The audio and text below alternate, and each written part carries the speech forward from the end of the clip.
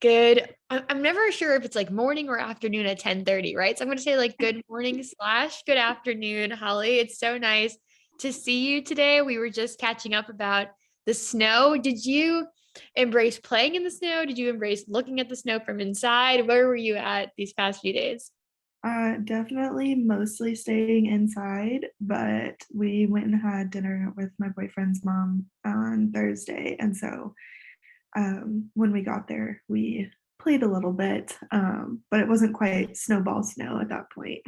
Yes, so sweet. That's so nice though. Just a chance to, I feel like there will still be snow tomorrow. I'm hoping I'll go outside and just enjoy the walk and maybe won't slip as much. It's a fun time whenever it snows in Arkansas, but it's a little scary too. I think that the roads don't get taken care of right away necessarily. Something to get used to. Yeah. But it's beautiful. And I'm so happy that we get to both be here today to reflect and to get to know you and celebrate all the awesome work you do. For anyone who doesn't know this lovely person on the screen, this is Holly Summers, tattoo artist, dance teacher, barista. And we met at Confident Coffee, which was so cool. Several seasons ago now, maybe a few months ago. But I'm so excited to see how all these pieces kind of fit into your story and to understand more about where you've come from and where you're headed. So thank you so much for being here. Yeah, thank you. So we'll get started in the, where you come from part of that journey. Holly, I'd love to hear more about what it was like growing up for you, who you were like as a child, and where your passions for different creative practices and coffee making and dancing sort of came into your story. Yeah, so I grew up here in Northwest Arkansas, and growing up, though, I had spent summers with my grandparents. Everybody in my family, we love to visit museums, we love gardens. And so in the summers, my grandparents would kind of put me in summer day camps. A lot of them were art focused. So I've been just kind of creating since a very young age. I've also been dancing since I was 7, I believe. So it's been quite a while.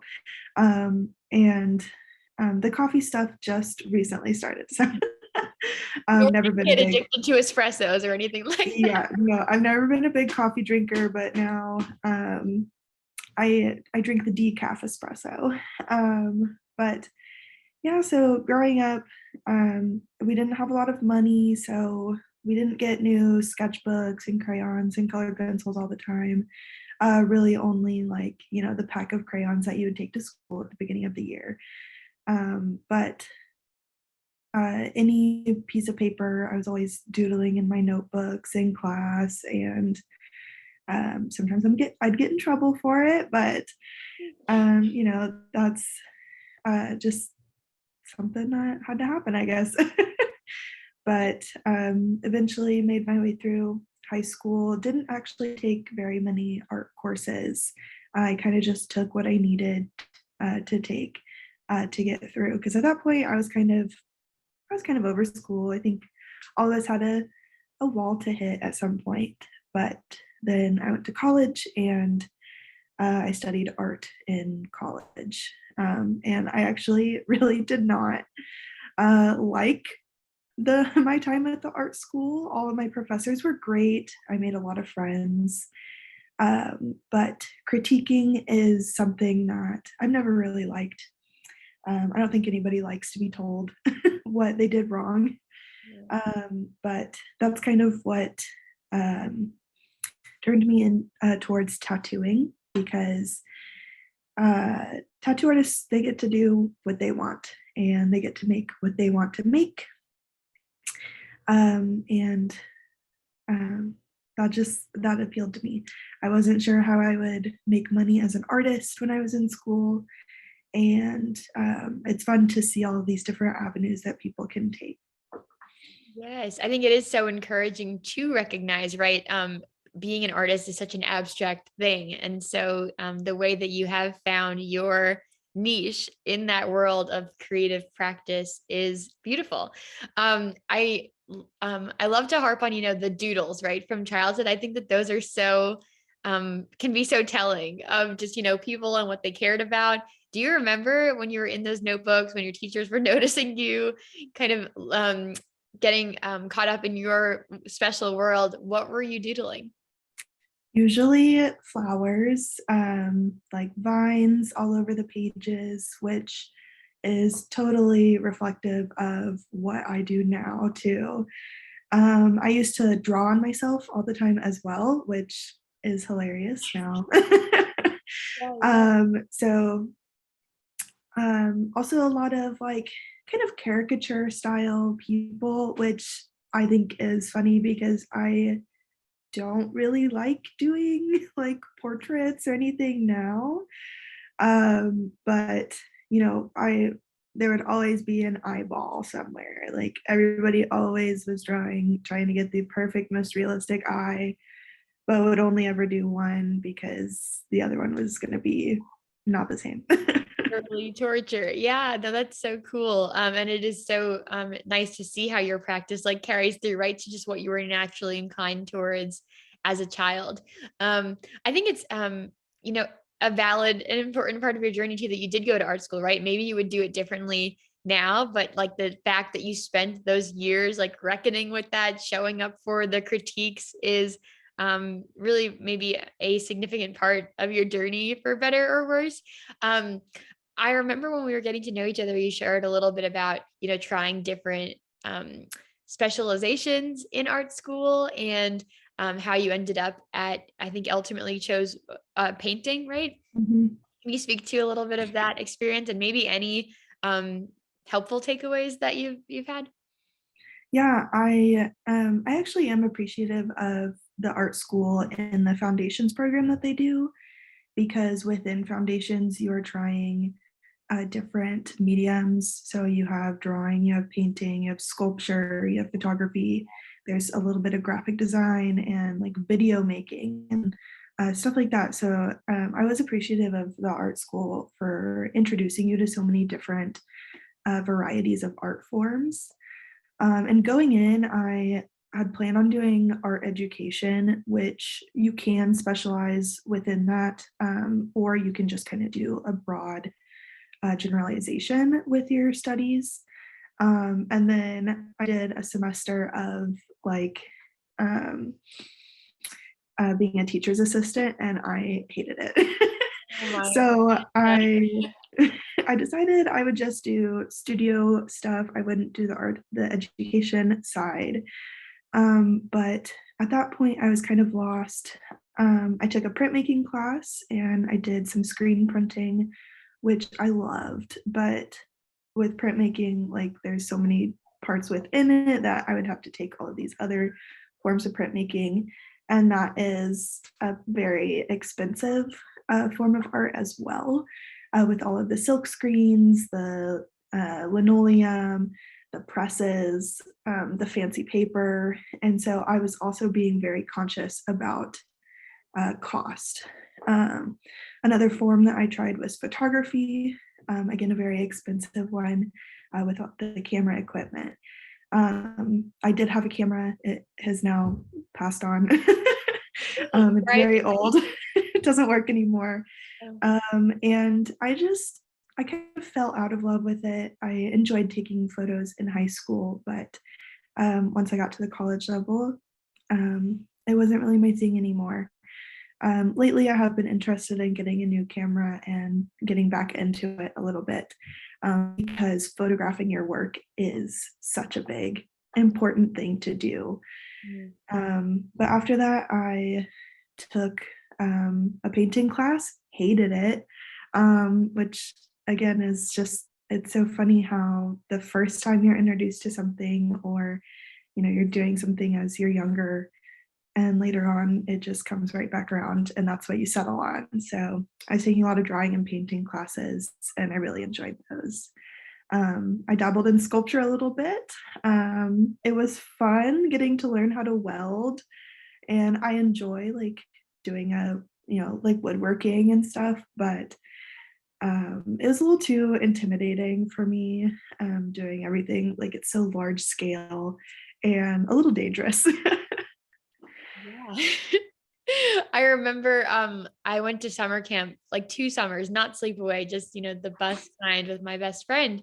And she loved wood shop. Like she every time we had an elective we could choose, she's like, let's go to wood shop even. And that's not even welding, right? That's just like a hammer and like a nail. And I was not having. I was like, this is making my hands dry. Like I'm gonna cut myself. Like I just want to go back to I think there was other classes where you learned how to like tell a story. I was like, let's go tell a story. Let's not. So that's amazing that you got to try this like massive thing with all these different tools. And it's so cool to see how these parts of your education weave together.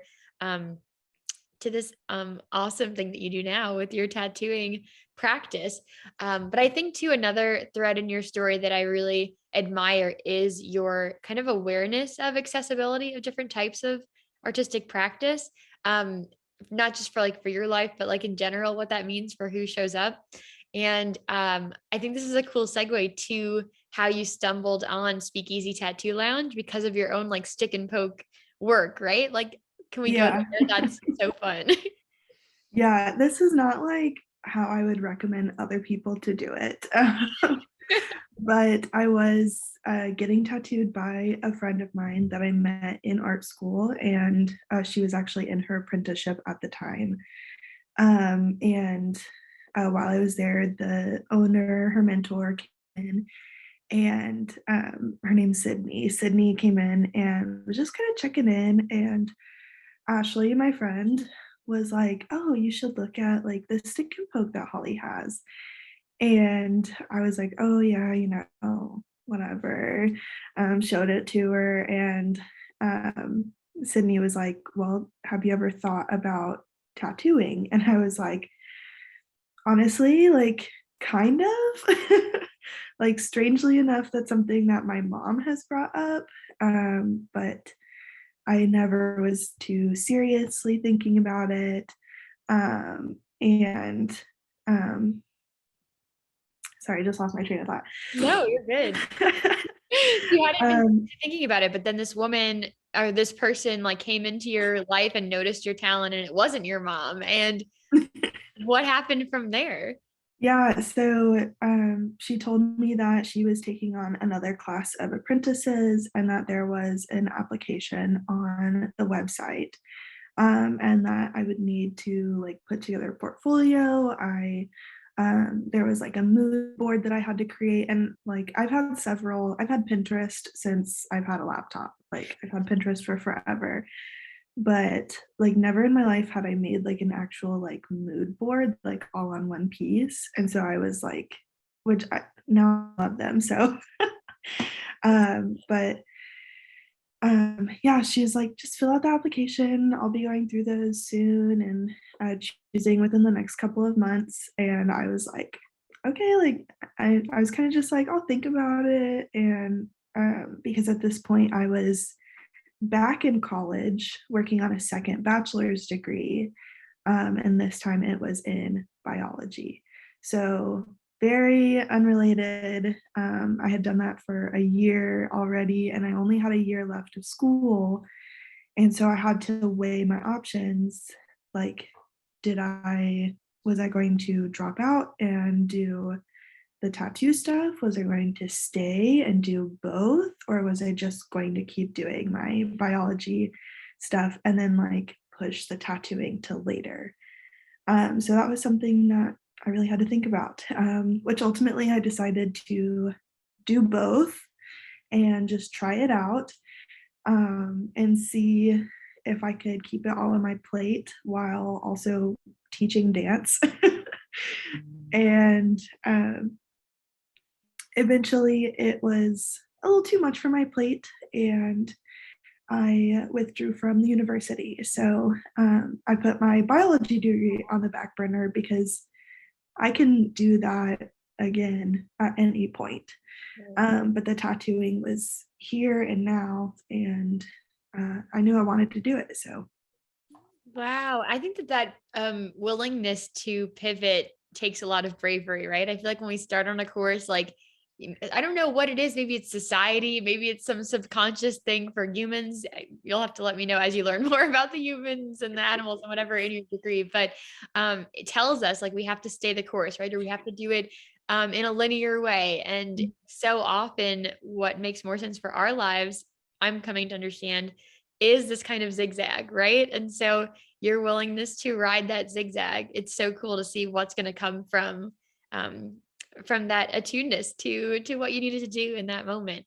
So you mentioned the dance teaching as well at that point, and we kind of like glossed over that before, but what types of dance is this? Like what, just I'd love to learn more about that part of your world.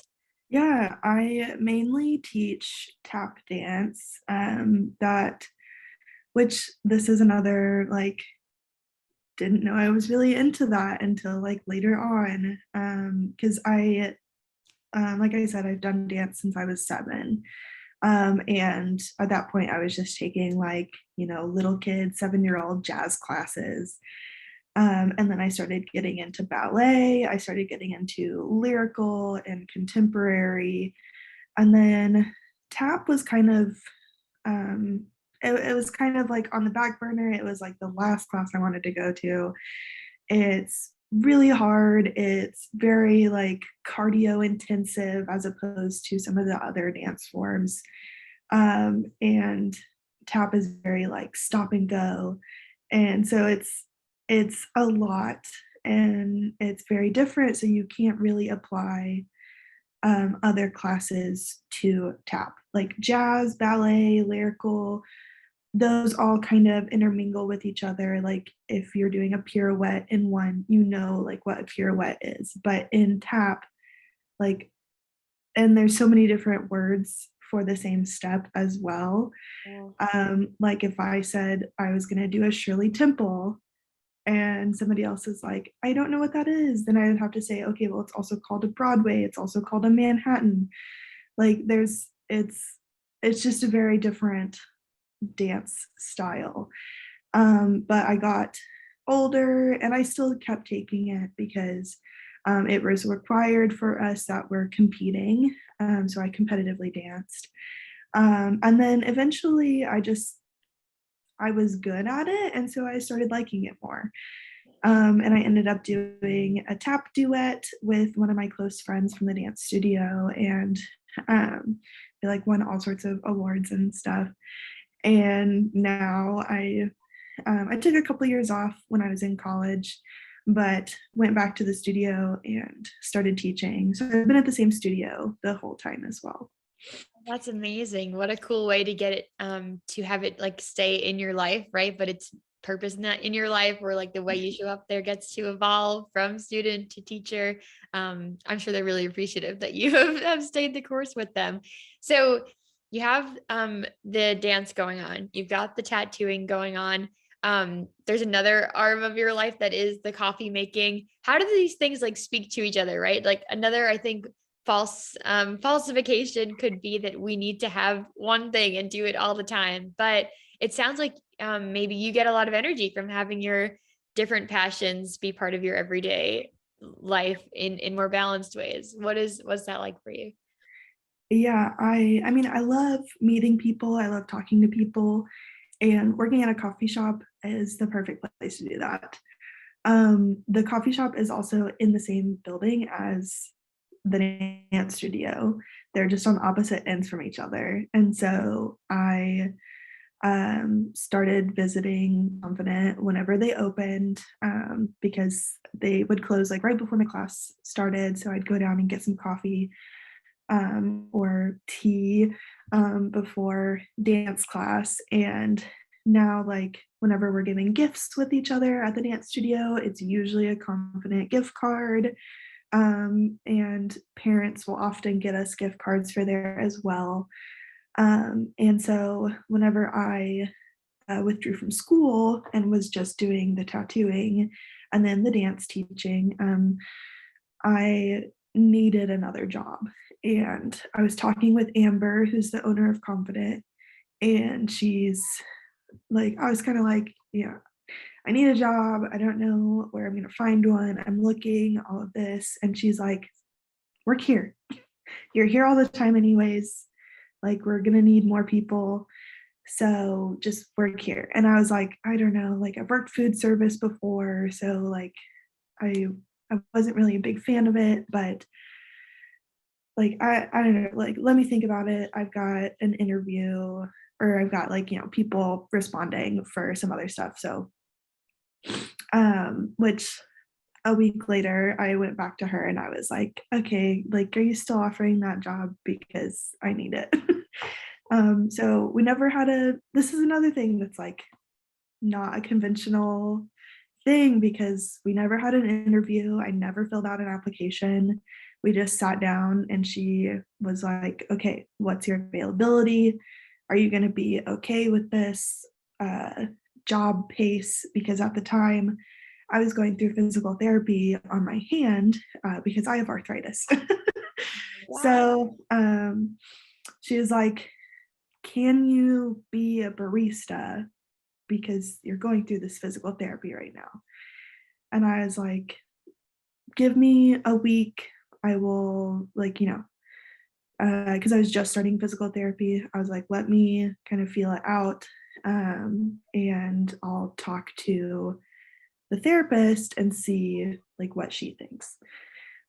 So it was still, it was the end of September at that point. So it was still pretty warm. So we were making mostly ice drinks, which is a little easier on the wrist than the hot drinks. So I started working there, and now I love it because I see there's so many regulars that come in, and I just get to chat with them all the time, and I get free coffee too. So And it's such good coffee. It's such a watering hole, right, in its own right for that area. It's just a special shop. Oh my gosh. I think what's so important in your story too is like you mentioned you didn't have the interview, right? But your presence in that community and in that shopping center kind of spoke for itself, right? Showing up in community, letting people, letting your actions and like who you are and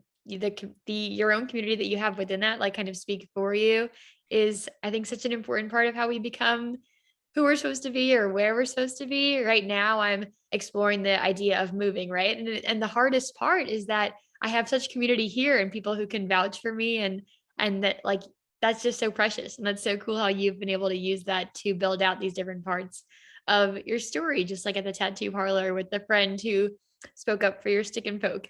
So that's so cool.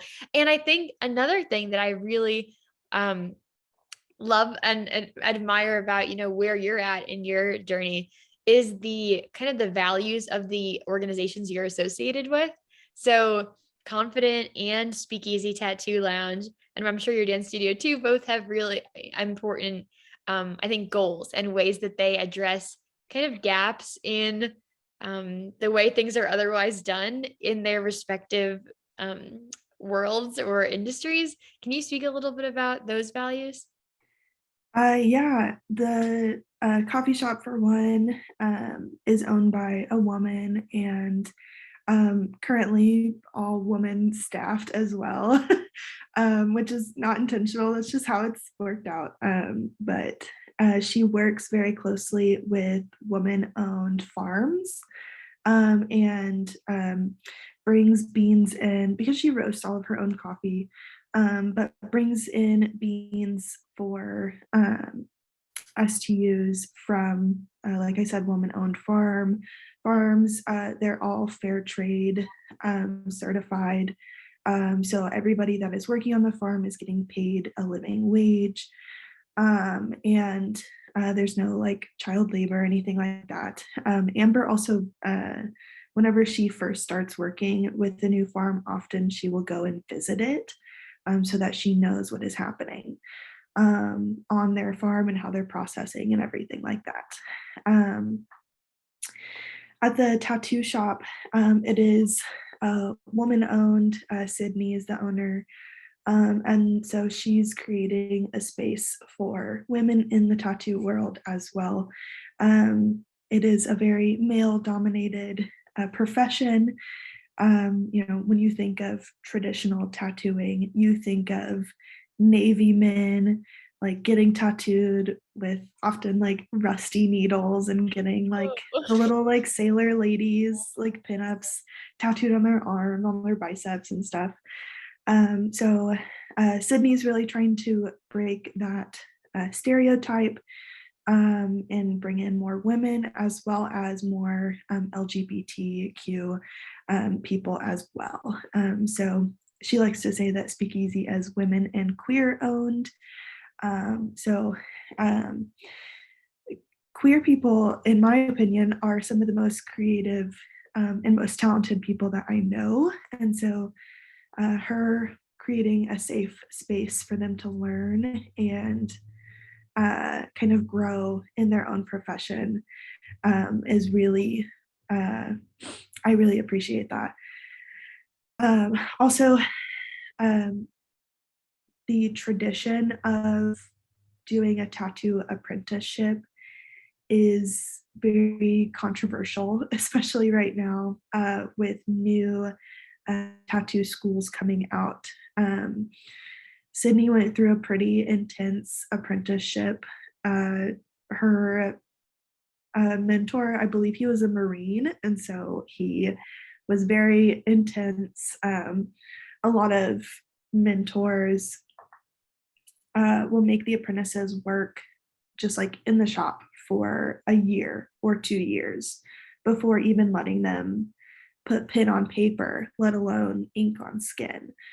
And Sydney is not like, obviously, we're all, if I have a client, like that could have been her client, but we all have our own styles. She's not like teaching us like we are her enemies. She's teaching us like we are her friends. So I really appreciate that as well.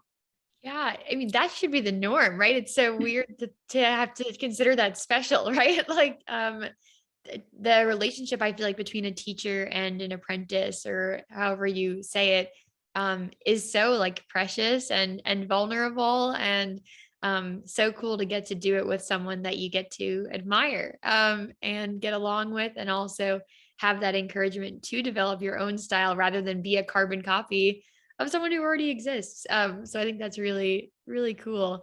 I remember when we were getting to know each other and kind of earlier in this conversation, you talked about your mom had encouraged you, right? Like you had ideas in the back of your head that like tattooing might be cool. But I think you've reflected with me before of like, not knowing exactly how to go about it or not really giving it a lot of thought. And I wonder, in our subconscious, maybe in part that's because there was no models to look towards, right? Who shared our kind of story, or a story that was tangentially like similar to ours. And so I'm really excited for this future that Speakeasy is making possible for a more diverse like spectrum of artists in every right. I think that's going to be so cool for people who want tattoos to go to that kind of space. So that's so cool.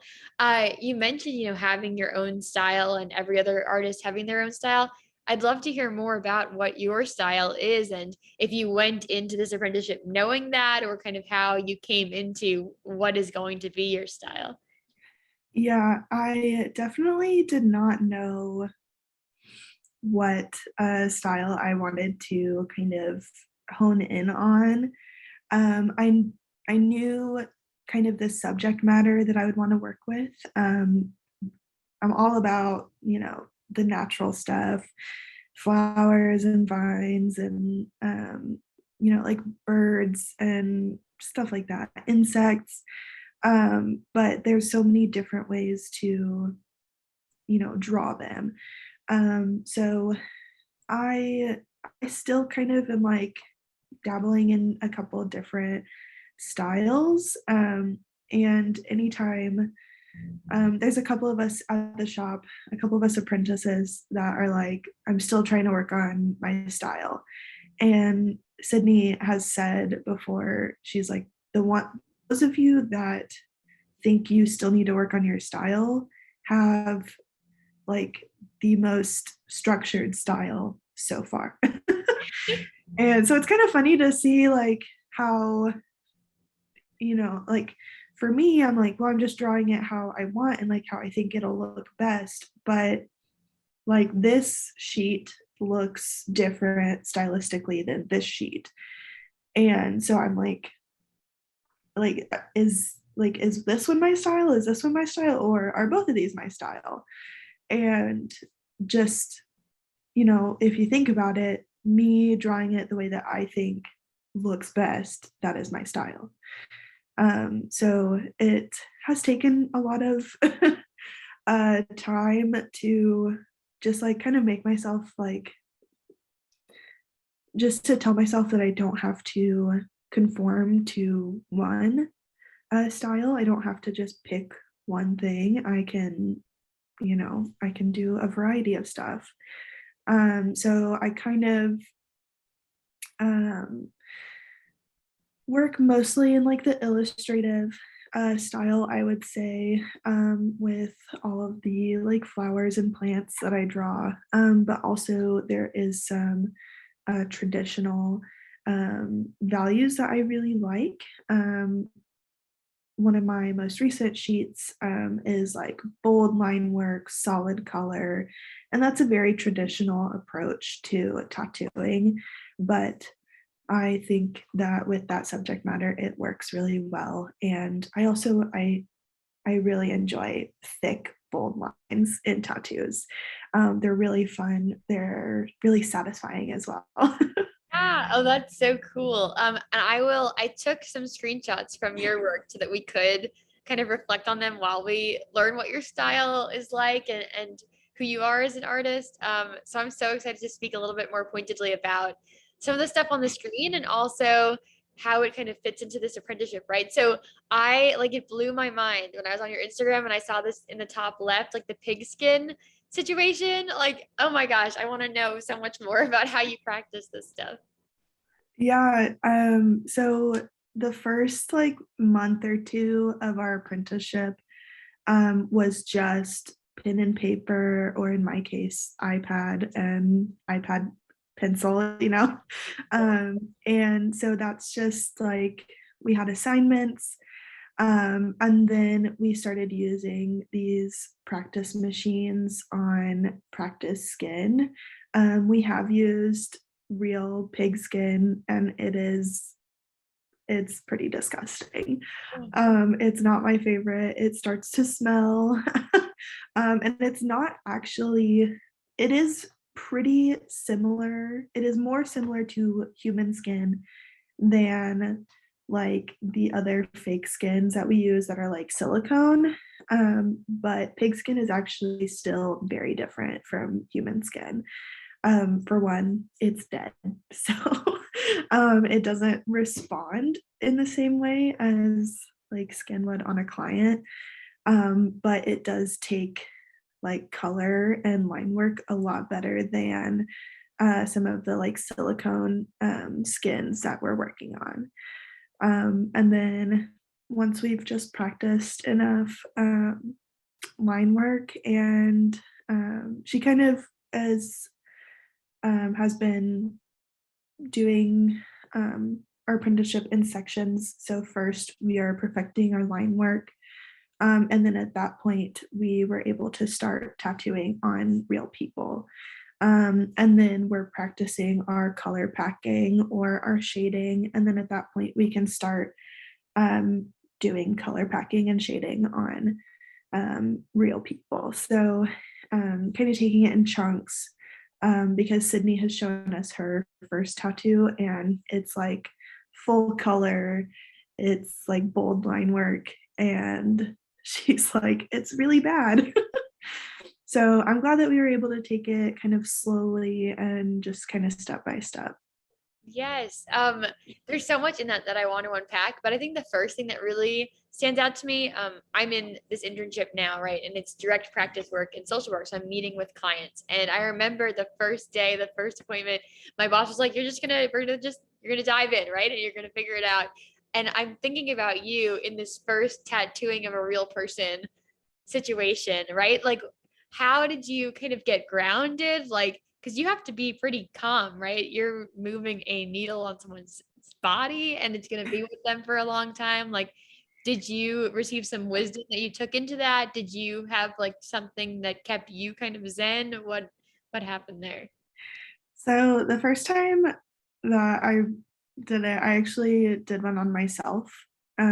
So I wanted to, which like I've had tattoos before, so I knew what like a tattoo was going to feel like, Mhm. but I wanted to, for some reason, simultaneously like feel how I'm going in with my hand and then also feel it on my leg. So I could kind of, I told myself it was so I could like gauge it, but in reality, I was just far too scared to put anything on somebody else Yeah. before I had done it on myself first. So I put a bee probably like this big, it's huge on my leg. And it took me a very long time. And by the end of it, I was so done because like my lines look good. My lines look absolutely fine. But it was like keeping my hands still, but then also keeping my legs still Oh my. was exhausting. So at the end of it, I was tired. I was like, I just want to go home now. So it was pretty intense. And then the second tattoo I did was on a friend of mine, and it was a close friend. And I really wanted her to be one of my first clients because she will tell you the truth no matter what. And so I wanted to tattoo her because I knew that she was going to tell me if I messed up. She's going to tell me if it hurt too much, and she was going to tell me if it just looked really bad at the end. And now she's told me a couple times that she could use a small touch up here and there, and which is totally fine. That happens. Um, but I'm really glad that the first couple of people I tattooed were very honest with me. Yeah, that was so cool of you to recognize that that was going to be helpful, right? I think the short term of us is like, sugarcoat everything, please. Like that's at least me. I'm like, please sugarcoat everything. But that you were willing to and eager to, it sounds like, really grow from that experience, and also to put your own experience of your own tattooing first, I think was really seems like a humbling experience too, of like, I need to know what this feels like before I before I do this to some other person, is a cool kind of frame of mind, I think, that you entered it with. Um, so we talked a little about the pig skin. I also, I follow your Instagram, right? And you put up these flash chat things from time to time. I wondered if you could explain more about what those are and how it's part of your apprenticeship. And like, are you building a portfolio with them? Is that what it is? Like, I'd love to learn more. Yeah, so it's totally a big portfolio builder, so that if we were to ever, um, go to a different shop, then we would have a lot of drawings to show. It's also just like, if we're not getting a lot of custom designs being requested, it's just a way to have a lot of options for people to choose from. Because some people really do just walk into a tattoo shop. They're like, I don't know what I want, but I want to get a tattoo. And we have a book of all of our flash sheets, and they just look through the book until they find something that they like. And that is how some people get tattoos, which is totally fine. That's totally cool. I like kind of did that one time. An artist like posted their book on Instagram on their story, and I saw a design and I was like, I really want that. Like, wasn't really looking for a tattoo at the time. And so I ended up like sitting on it for like 4 months, but I eventually went in and got it. So I just think that's really fun. And then we also have some themed ones. So I've got like this Valentine's Day themed one up here, which one of the other artists at the shop was saying that she was going to do a Valentine's Day flash sheet. And I was like, you should totally do that. That would be so cool. Like, I want to see what you come up with. And then I had to kind of take a second to be like, wait, I could also do that. Like, I'm still having these like moments where I'm like, oh, like that would be so cool if that was designed. And then I'm like, I Okay. can do that. I can design that. So I just think, yeah, that's Flash Love sheets are that. really helpful in just like getting your work out there and having something to post. We are supposed to do like one flash sheet a week in the apprenticeship, which I'm always like working on like 5 different ones at the same time. So I never like finish one in a week, but I've got like 3 in the making right now. So um, it's just good to have something to post on Instagram as well. That's so cool. It's so funny that I like had never thought about um people going in and choosing on the spot, right? It's just like it's so different than my experience with tattoos, but also so valid and so fun to have these catalogs to thumb through and figure out what's going to speak to you in that moment. Um and I think that that flexibility with your homework is a really cool part of this apprenticeship, and maybe we'll talk more about, how this fits in your life versus like a more academic, like art world kind of thing. But I also want to talk about the middle work here. So this is one of your homework assignments as well, right? How is this different than the flash sheets? What was the ask? Like, what's happening here? I love this.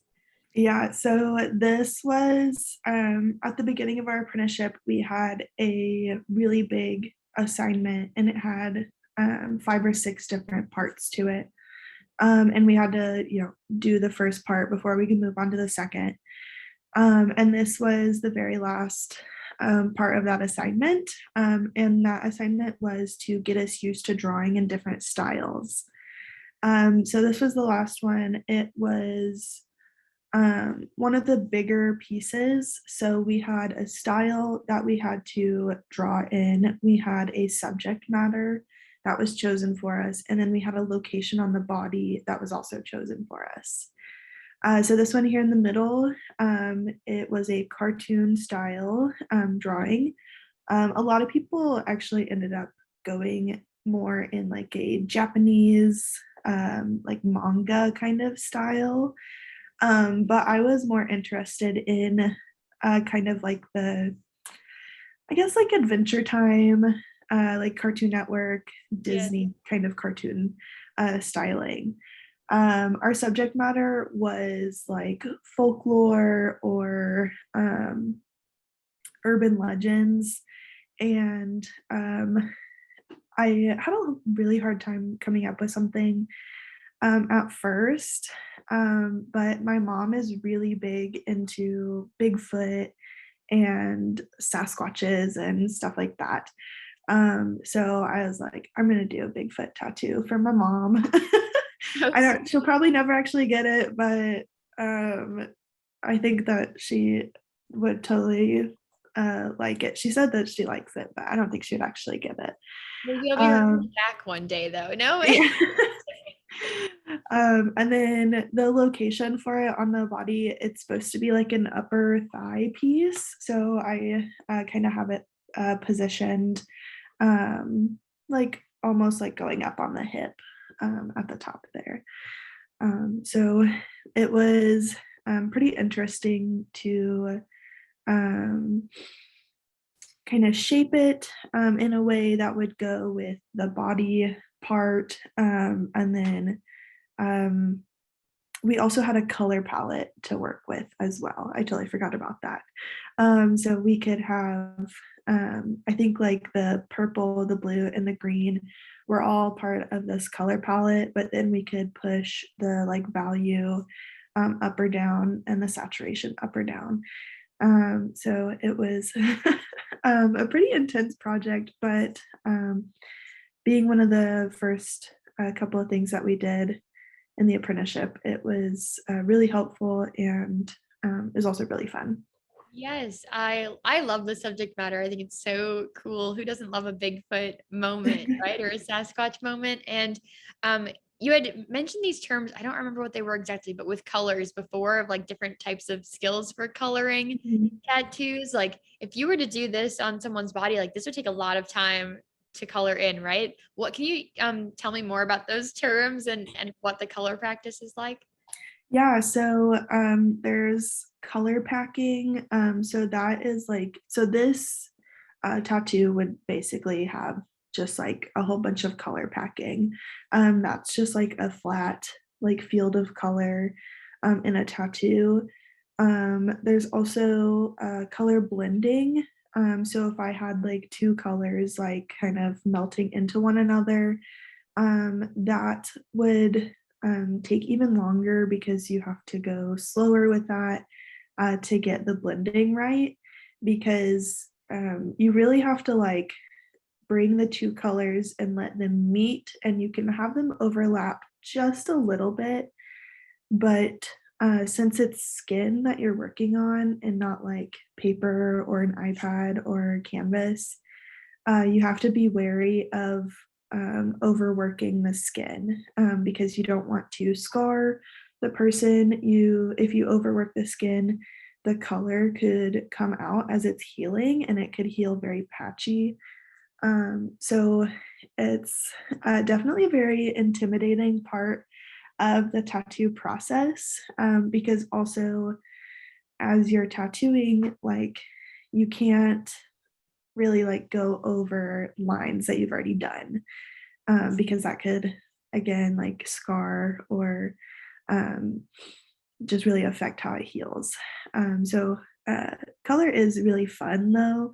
I love doing it. I haven't done that much of it, but it's a really fun process, just like getting it into the skin and wiping it and see like how much it has done. So I think it's really fun. And I was afraid of it so much for so long.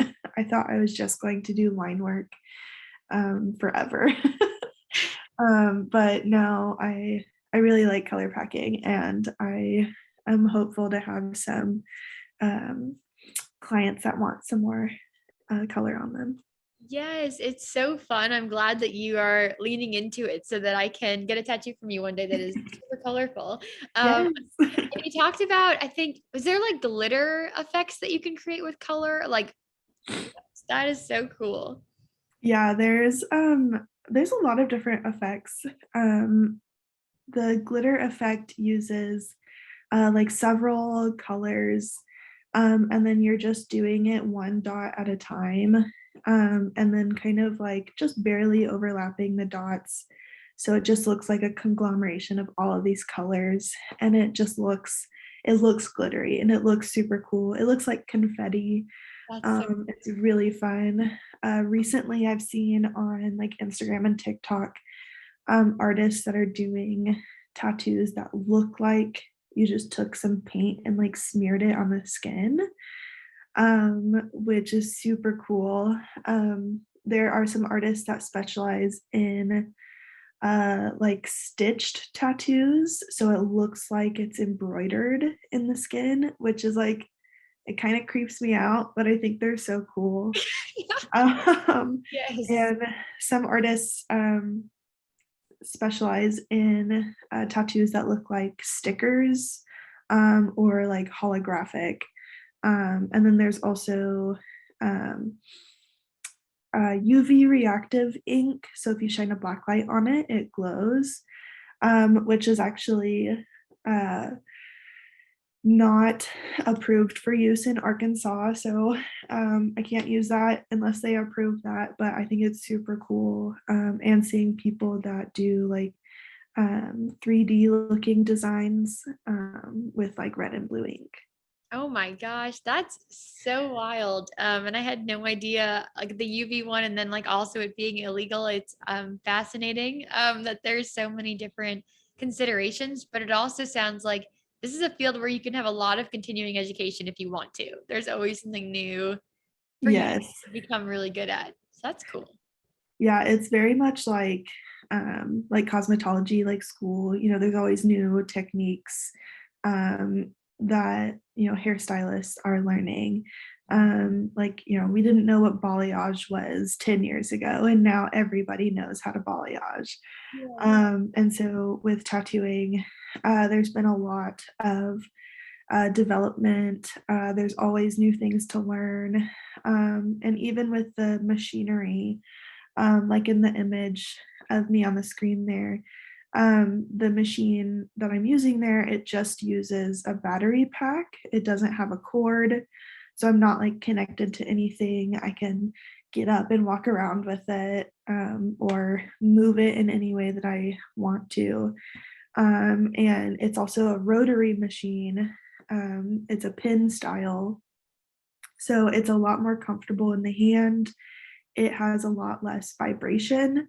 And even then, I'm using a foam grip on top of it because, like I said, I have arthritis and the vibrations tend to cause flare ups.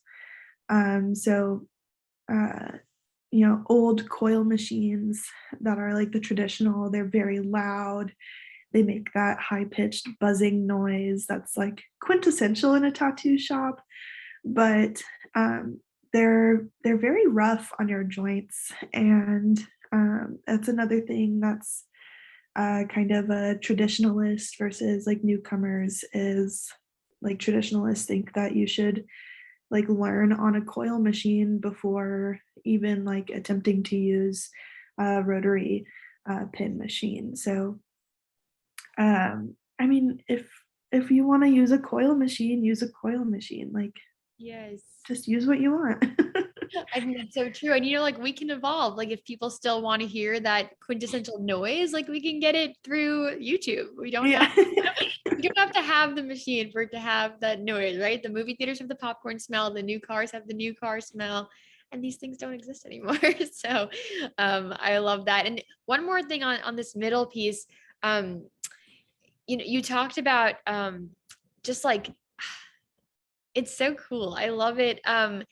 You talked about oh shoot, I lost my train of thought now. What was I going to say about this? Um maybe it will come back to me. But I'll pivot. I want to talk about the UV light thing is especially, right? So this being an illegal thing in Arkansas, some of the considerations in tattooing that, the general public doesn't think of right away. Yeah. A lot of people, there's considerations like that. There's also a lot of misconceptions.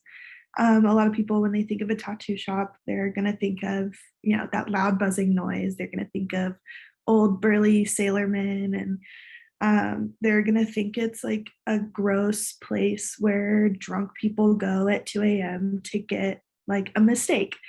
That's a lot of people's like first thoughts when they think of a tattoo shop. Like, and that's like all of that is like my first thought when I think of like Las Vegas, and I've been there and it's true.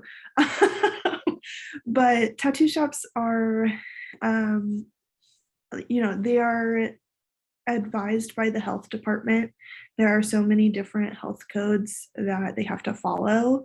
There is procedure, um, like again from the health department, that you are tested over at the end of your apprenticeship. So whenever I am nearing graduation, a member from the health department is going to come out to the shop and watch over me give a tattoo. And then that will decide if I will be licensed or not. It is not up to my mentor if I'm licensed, because I'm licensed through the health department. It's very much the same as cosmetologists and manicurists, and stuff like that. Other things like with the UV reactive ink, that has to be approved again by the health department. There haven't been very many studies on that kind of ink to see how it affects your body like after years and years, or like what kinds of metals are in it, what kind of pigments are in it, because there are metals and pigments in inks, but for the most part, they are safe to have in your body. It's the same as getting your ear pierced, pretty much. You're having a foreign piece of metal, and in this case, in inks, it is so minuscule, it is microscopic, that uh, it does have to be passed through the health department, but unless you have like a severe nickel allergy, or something like that, like you'll be totally fine. There are some shops that um, don't care about what the health department says, and they go around the rules, and they bend the rules. And that's not okay. For one thing, part of what I said about people's thoughts are that, you can go to a tattoo shop totally drunk, like blitzed out of your mind, and wake up the next morning with a tattoo you don't remember getting. And it is illegal to tattoo somebody that has been under the influence of any kind of drug or alcohol. And like we have to put on our sheets that you haven't even had ibuprofen in the last 12 hours. Like it's that serious, because if somebody has been drinking a lot, that affects how thin your blood is. And you wouldn't even be able to do a tattoo realistically on a drunk person because they're going to be bleeding a lot. Yes. And then, like I said earlier, like doing stick and pokes before um, doing a tattoo apprenticeship is not the way I would do it, because being in possession of tattoo materials is also illegal. So buying stuff off of Amazon or like eBay, first of all, you don't know that you can trust that. I know a lot of people, I know a couple people that have messaged me personally about wanting to get started with an apprenticeship. And I've looked at their page and they're using a tattoo machine from Amazon and tattooing themselves and tattooing their friends. And that's not a good way to do it, because one, you don't know like the rules, the hazards. You need to know about safety before you can get started with that. But also, you're already building habits that you will most likely need to break in an apprenticeship. So there's a lot of considerations with tattooing in like the legality of all of that. And like I said, the health department basically controls everything. So if it's not approved by the health department, it will not, it won't fly. Now, doing stick and pokes after you are licensed is a different thing, because, like in my apprenticeship, even I can do stick and pokes, but I can only do it at the tattoo shop. Having any of that stuff, even at my apartment as an apprentice, is like not good.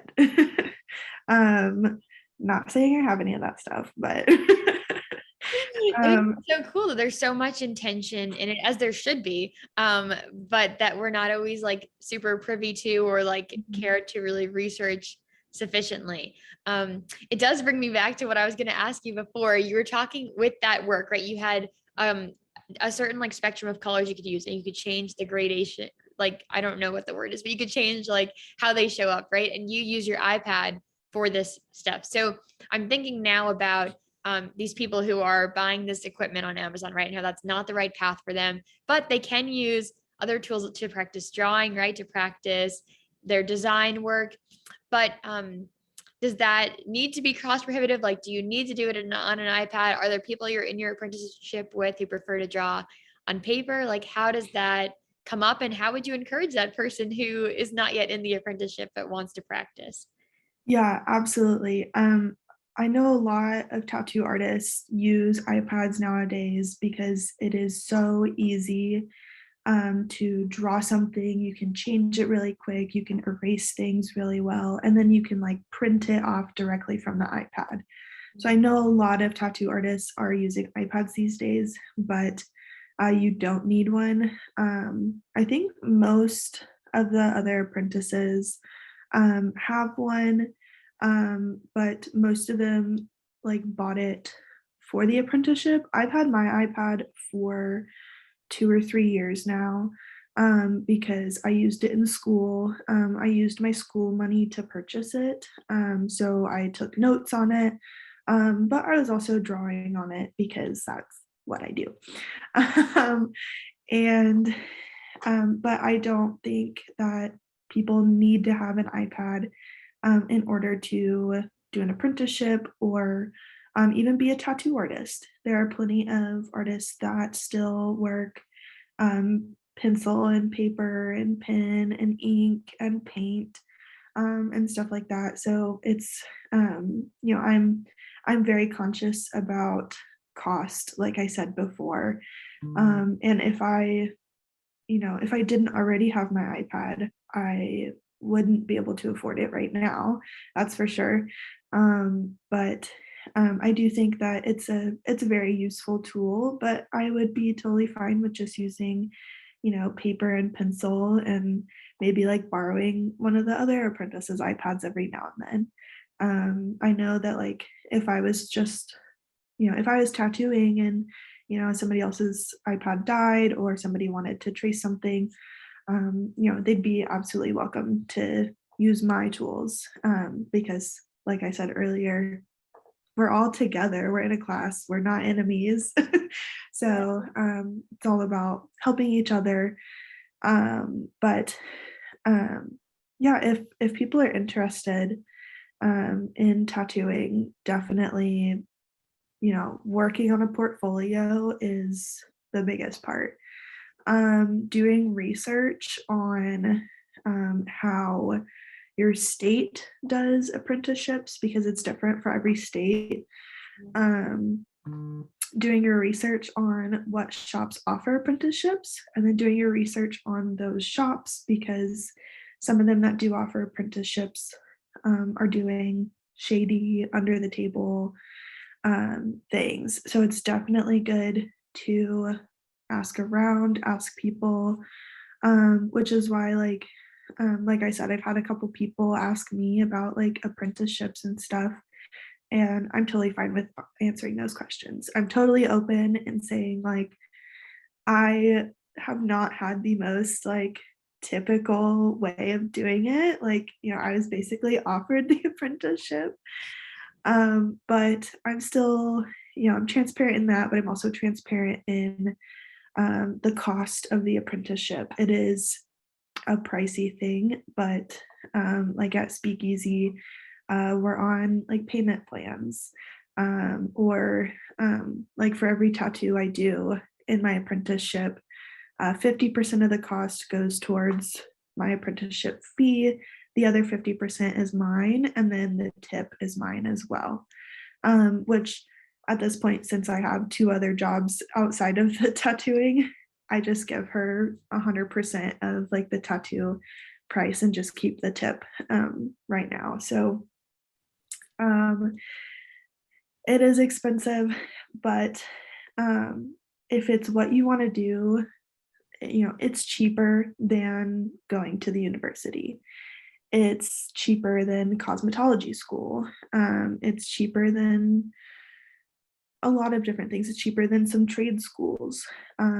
So if you're interested, it's definitely something that you want to save up for. When I did it, like we had to do a certain amount down as like a deposit in order to start. And I only had like half of the deposit, but my boyfriend and my mom each gave me a little bit of money so I could put it down and start. So it's a big community. So and it's okay to ask for help.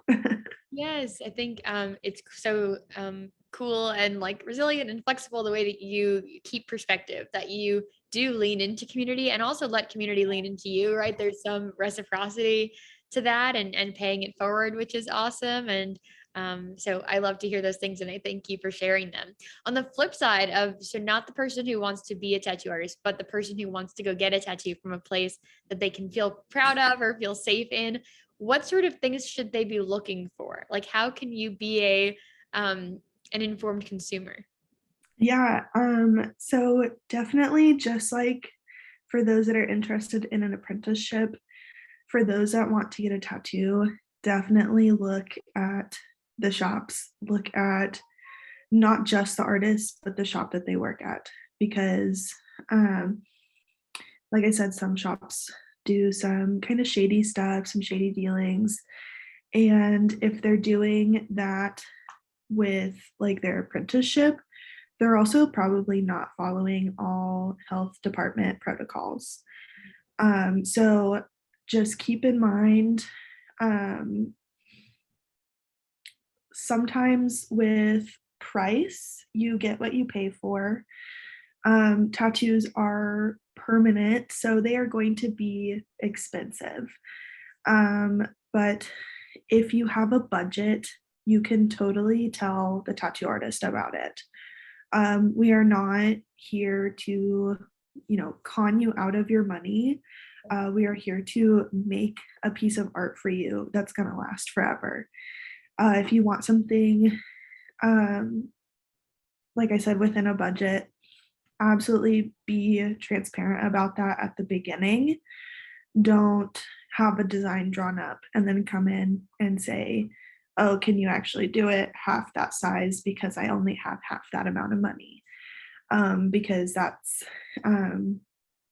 not very good planning on your end. And it can also be very rude to the artist, because often if a design is this big, it has this much detail. And if you want it this big, it can't have all of that detail in it anymore.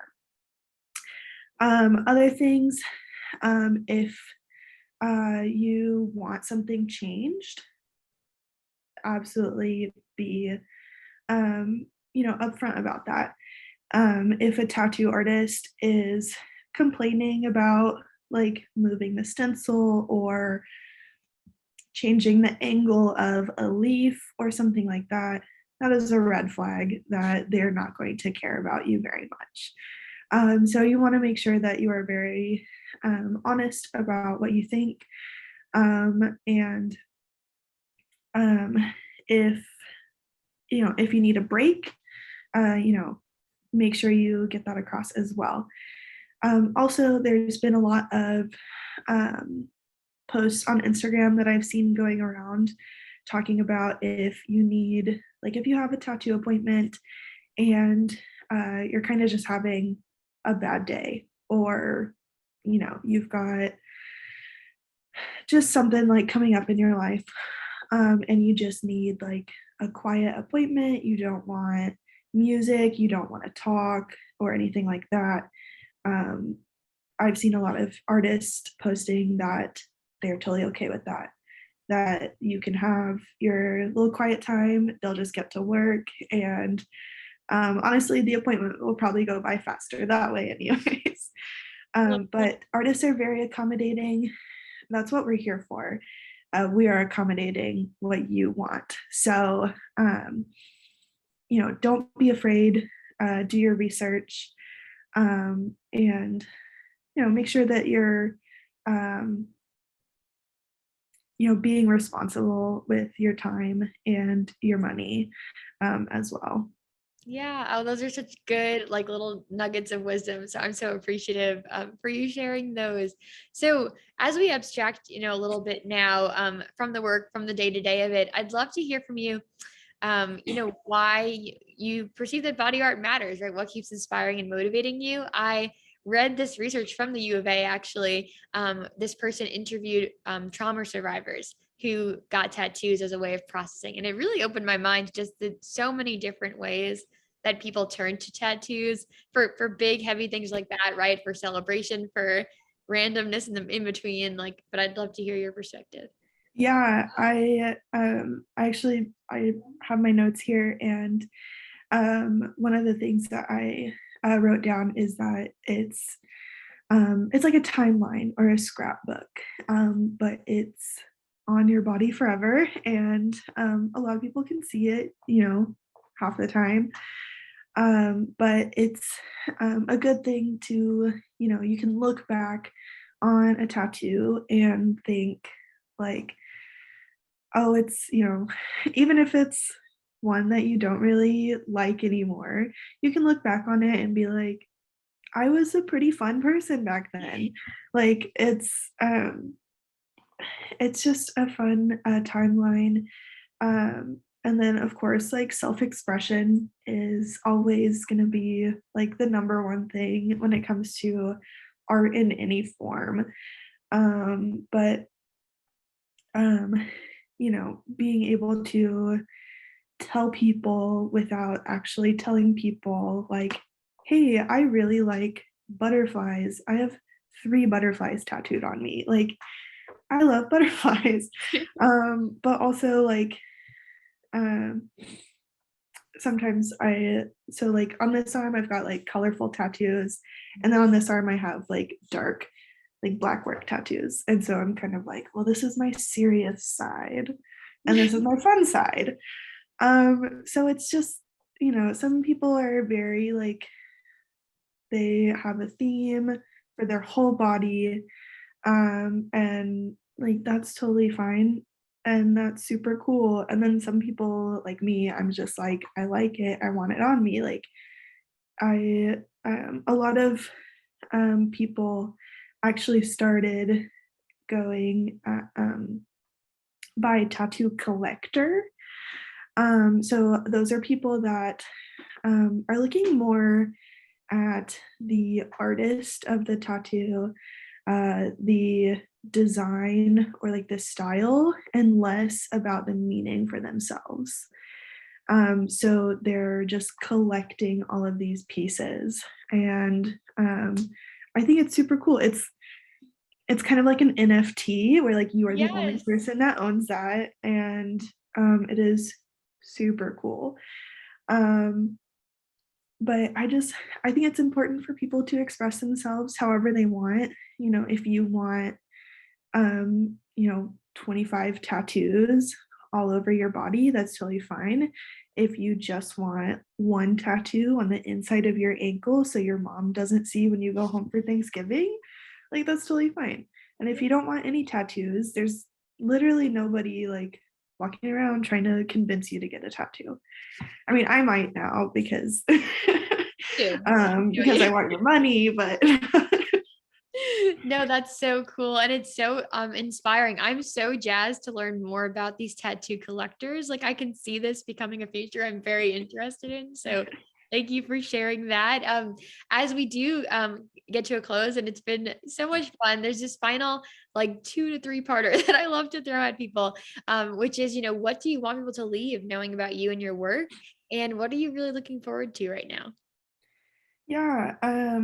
So I kind of mentioned this earlier, like I have arthritis in both of my hands. I also have it in my knees. So I also have ADHD. So the fact that I can sit here and do this interview is amazing. And I've only lost my train of thought one time. You're so good. But like there's a lot of obstacles that I've faced in my life, and um, I've made it here. And so I want people to kind of see that in me and know that they can do that as well. But I also I get to create what I want, and I love that so much. Sorry, I'm getting a little emotional over here. I'm so here for it. um, oh, I cry so easily, so Me too these have days. fun. Literally, and this is a beautiful thing and celebration. So I think this is so wonderful and I perfect. think I've just been inside for too long. But so, like I said earlier, I never liked critiques in art school. And, with tattoos, like my work is literally out in the world. It's out in the open. And like you would kind of think that that would make me more nervous because like people are going to make comments more often about, tattoos that I've done. But it actually like maybe I'm just a totally different person now too. But I I I kind of just have like a laissez-faire attitude towards like getting critiques now, because if someone wants my work tattooed on them forever, that is like the highest praise. Yes. And if somebody doesn't want my work on them forever, then like that's their prerogative, and I just get to create whatever I want. and get to make something that I love. Um, but looking forward, I'm excited to use this career as a way to travel, because doing guest spots is something that tattoo artists do quite often, where they get to go to other shops, they get to go like to other states. Some people go like all around the world and tattoo in different places. So I'm excited to see if that is an avenue open for me, and I get to meet new people, and of course, money is always a big motivator, but I really am just excited to make friends and have my work out there. Yes. Oh, it is such an honor to know you, Holly, and a joy to see you in your zone and thriving at this really exciting point of like really about to set out post apprenticeship, right? You're going to be doing these amazing things in our world, and I really can't wait for when I get to get one of your tattoos because it's been too long, and I think this is going to be a perfect partnership on a piece of art. So I'm really grateful for you and thankful that you've been here, and can't wait to share your story. Yeah, thank you.